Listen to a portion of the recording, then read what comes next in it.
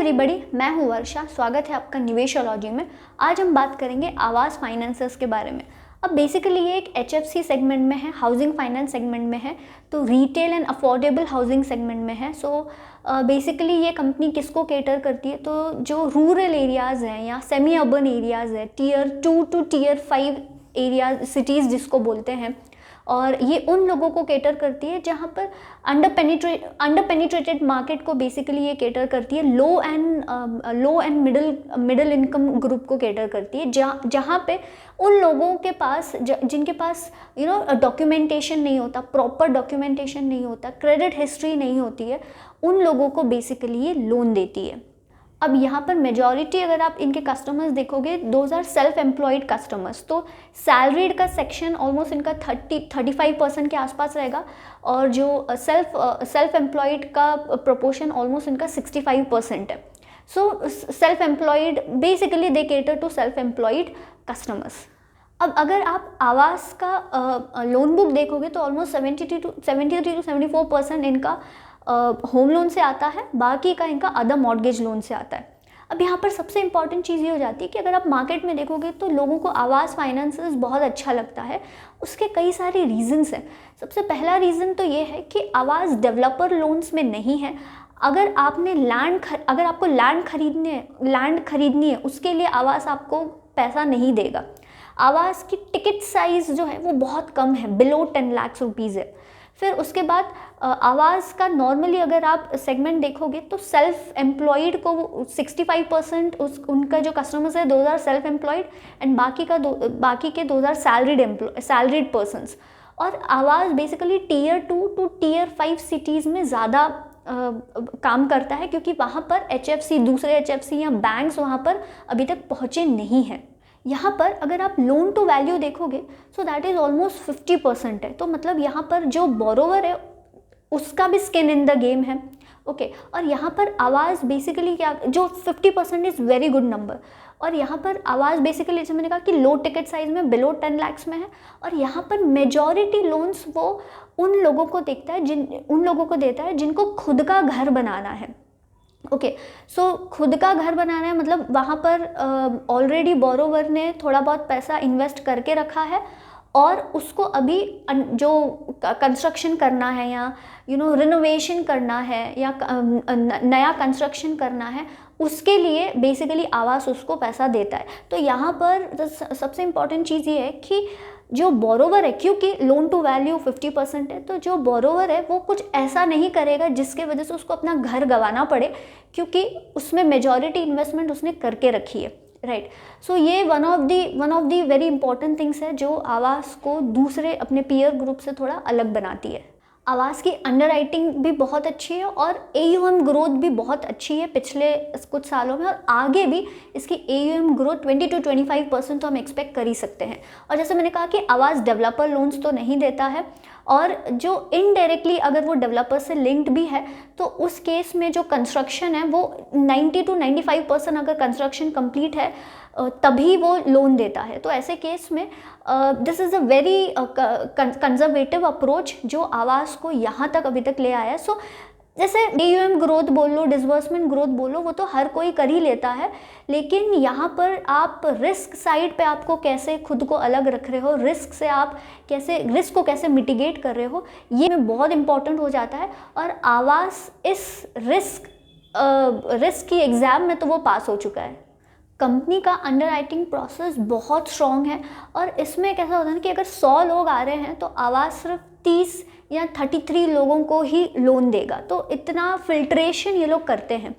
और अभी जैसे कि हाल ही में ये लोग बोल रहे थे कि इनको जो इंक्वायरीज़ है वो बहुत आ रही है, बट फिर भी they have maintained that consistency कि इनको ओवर ग्रोथ नहीं करनी है, क्योंकि साथ साथ इनको रिस्क पे भी ध्यान देना है।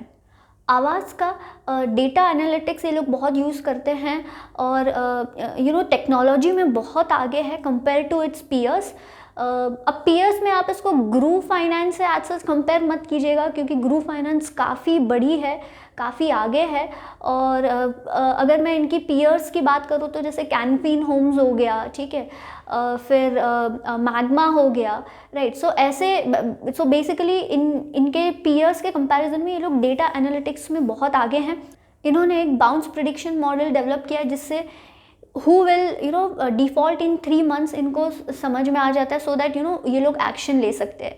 सो काफ़ी अच्छी अंडरराइटिंग टीम है, काफ़ी अच्छा रिस्क मैनेज ये लोग कर लेते हैं, साथ साथ AUM ग्रोथ भी बहुत इनकी अच्छी है, जो हम आगे देखेंगे।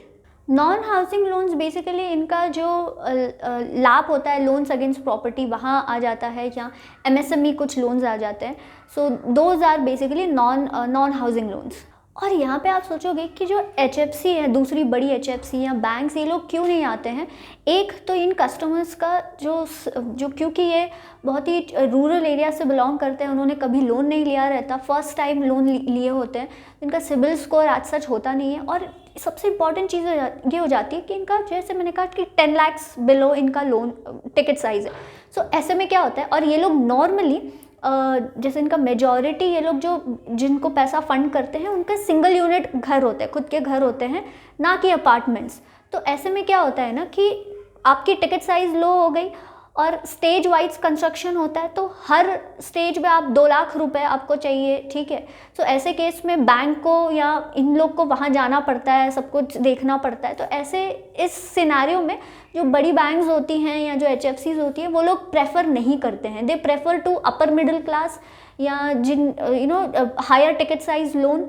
बेसिकली जो HFC या दूसरी बड़ी बैंक्स होती हैं वो हायर टिकट साइज लोन या अपर क्लास इन लोगों को प्रेफर करती हैं, ना कि जहां उन सेगमेंट्स में या उन कस्टमर्स को जहां आवास ऑलरेडी है। और इस वजह से आवास ने एक अपना नीश अपना क्रिएट कर लिया है इस सेगमेंट के अराउंड। एवरेज टिकट साइज भी आपको दिख रही होगी। जैसे नॉन हाउसिंग लोन्स में ऑलमोस्ट 7 लाख के आसपास है, हाउसिंग लोन्स में 10 लाख के आसपास है। तो अगर इन टोटल आप एवरेज टिकट साइज देखोगे तो वो बिलो 10 लाख ही होती है। और इनकी और एक चीज़ अच्छी क्या है ना, इनका जो लीड सोर्सिंग है, लीड जनरेशन है, वो इन हाउस होता है। मतलब यहाँ DSA जो होते हैं आपके डायरेक्ट सेलिंग एजेंट्स, वो इन्वॉल्व नहीं होते हैं।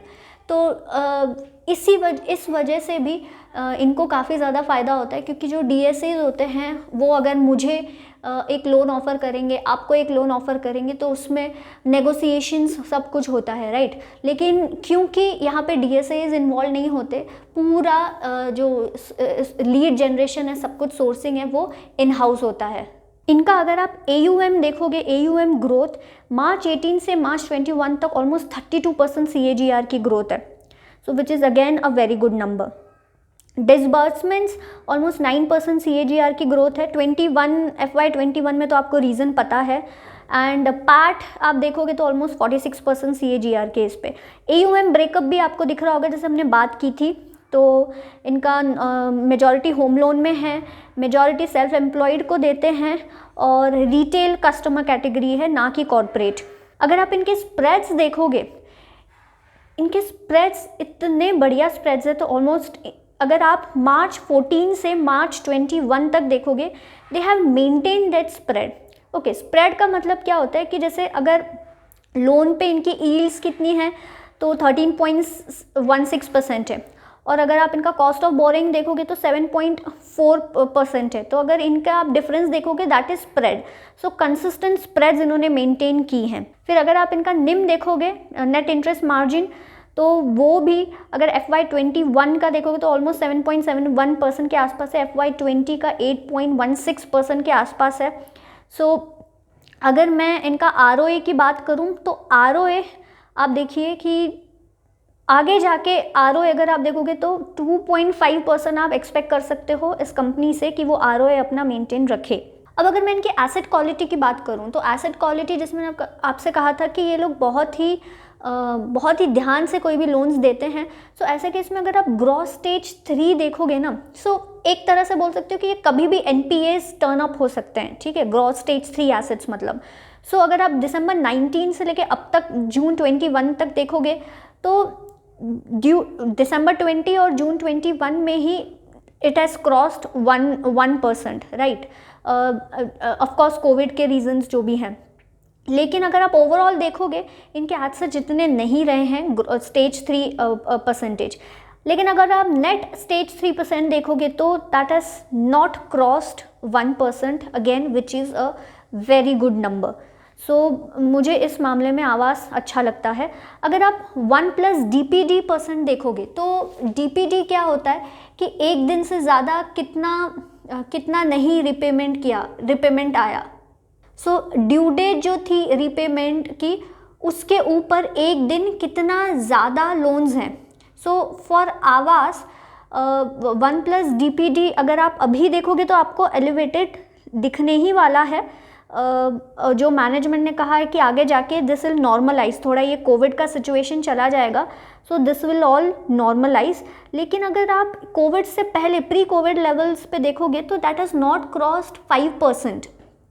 So that is lowest in housing finance industry. तो 1+ DPD आपको एक तरह का फाइनेंशियल बिहेवियर ऑफ बोरोवर बताएगा, एंड अभी अगेन ज़्यादा है, जैसे मैंने कहा कोविड की वजह से, आगे जाके ये नॉर्मलाइज होना एक्सपेक्टेड है। फिर अगर आपको segment wise growth stage 3 assets growth stage 3% भी दिख रहे होंगे, सो होम लोन का ऑलमोस्ट 1.16% है, मॉर्गेज का ऑलमोस्ट 1.1% है।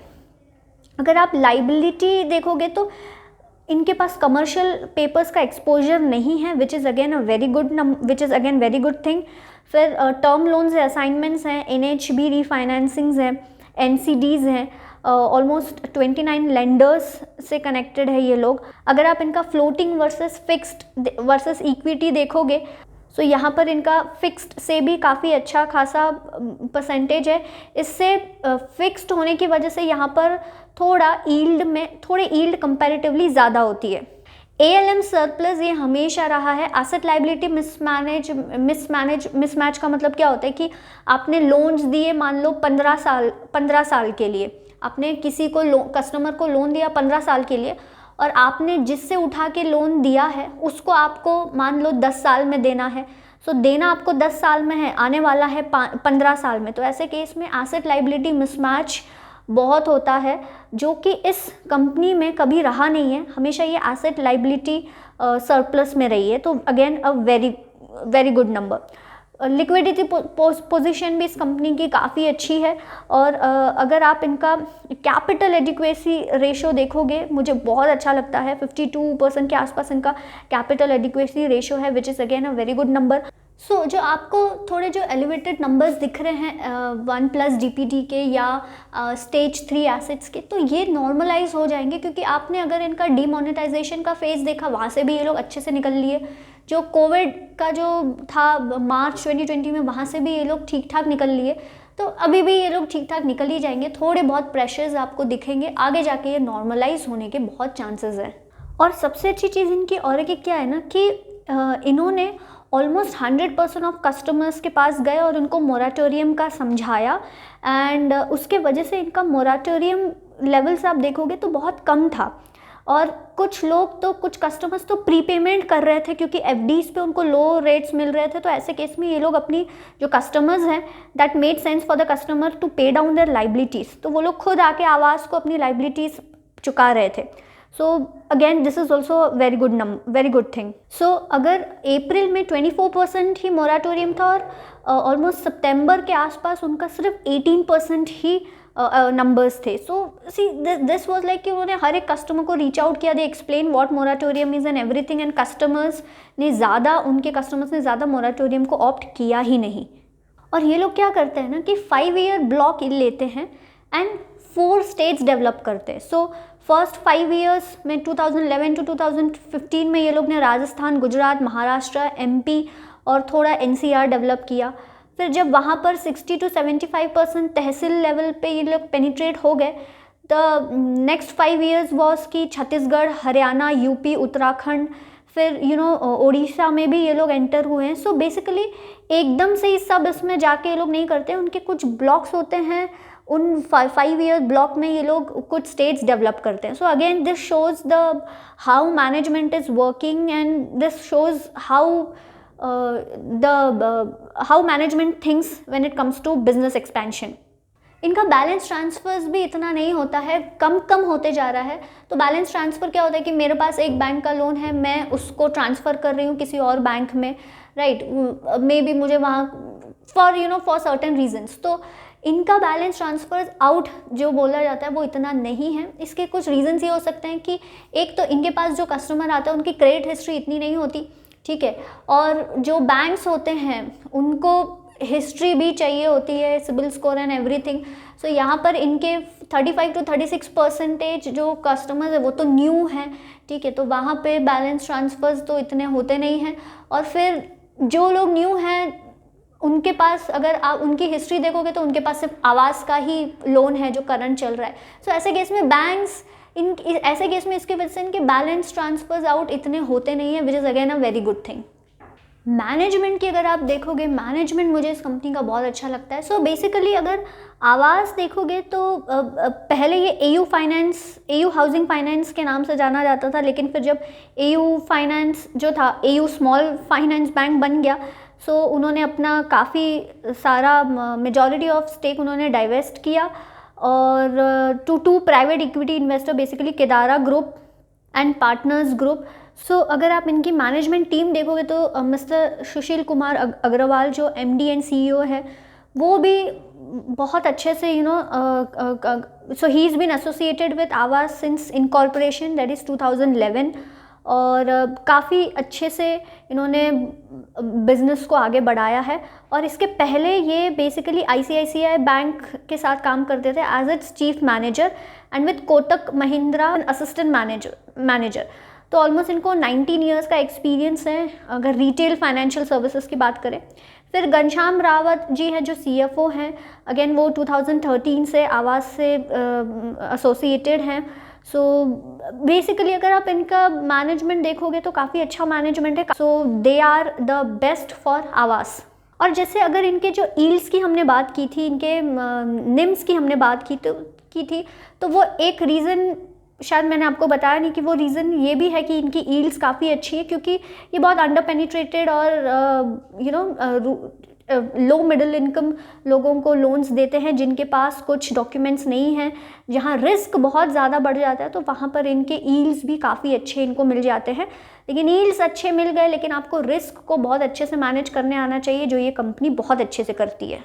अब अगर हम रिस्क की बात करें तो यस, एक तो थोड़ा ज्योग्राफिकल कंसंट्रेशन इनका आ जाता है, राजस्थान से इनको काफ़ी अच्छा कंट्रीब्यूशन आता है, वो एक तो ओवरऑल रिस्क हो जाता है। फिर कंपटीशन भी है HFC में, लेकिन जैसे मैंने कहा कि ये लोग नीश एरिया में काम कर लेते हैं, उन सेगमेंट्स को देते हैं या उन लोगों को देते हैं जहाँ पर HFC या दूसरे बैंक्स पहुँच नहीं पाते। और जैसे कि नॉर्मली अगर आप बाकी के HFCs देखोगे, जो छोटे HFCs हैं, वो लोग सैलरी सेगमेंट को ज़्यादा केटर करते हैं वर्सेस आवास जो सेल्फ एम्प्लॉयड को ज़्यादा केटर करता है, राइट। लेकिन HFC नॉर्मली एक कॉम्पिटिटिव स्टेज पे है, तो ये एक छोटा सा रिस्क हो जाता है। और कंसंट्रेशन की जो हमने बात की, ये एक रिस्क हो जाता है। लेकिन ओवरऑल अगर मैं बात करूँ तो मुझे पर्सनली आवास फाइनेंसेस काफ़ी अच्छा लगता है। मुझे एक सस्टेनेबल बिजनेस मॉडल नज़र आता है। हालांकि अभी हाल ही में इनके थोड़े नंबर्स अच्छे नहीं आए हैं, अगर मैं 1+ DPD की बात करूं या स्टेज 3 की बात करूं, बट आगे जाके जैसे अब देखोगे कि जब थोड़ी चीज़ें नॉर्मलाइज हो जाएंगी तो इनके नंबर्स भी नॉर्मलाइज हो जाएंगे। 1+ DPD मुझे लगता है इनका 5% से नीचे जो इनका हमेशा से रहा है उसी रेंज में आ जाएगा, ऐसा मेरी एक्सपेक्टेशंस है। सो मुझे पर्सनली आवाज़ अच्छा लगता है और वैल्यूएशन भी I see it as a long term company, तो वैल्यूएशन पे मैं ज़्यादा बात नहीं करूँगी, मुझे ठीक लगता है। Of course compare to other peers या ओवरऑल वैल्यूएशन ज़्यादा दिखेंगे ही, क्योंकि कंपनी रिस्क साइड पे बहुत अच्छी है, तो इन्वेस्टर्स को ऐसी कंपनियां काफ़ी अच्छी लगती है, तो इसी वजह से उनको वैल्यूएशन भी उसी तरीके के मिलते हैं। सो पर्सनली मुझे अच्छा लगता है और इस वैल्यूएशन पे मुझे लॉन्ग टर्म के लिए मुझे इसमें कोई दिक्कत नहीं लगती है। ऑफ कोर्स मैं बायस्ड हो सकती हूँ, ये मेरा इंटरप्रिटेशन है, ये मेरा पर्सनल व्यू है। आप ये कंपनी के बारे में ज़रूर पढ़िएगा और मुझे कमेंट सेक्शन में ज़रूर लिख के बताइएगा कि आपको ये कंपनी कैसी लगती है। उम्मीद करती हूँ आपको ये वीडियो अच्छा लगा होगा। अगर हाँ तो प्लीज़ इस चैनल को सब्सक्राइब कीजिएगा, वीडियो को लाइक और शेयर ज़रूर कीजिएगा। हम मिलेंगे नेक्स्ट वीडियो में, तब तक के लिए अपना ख्याल रखिए। जय हिंद, नमस्ते।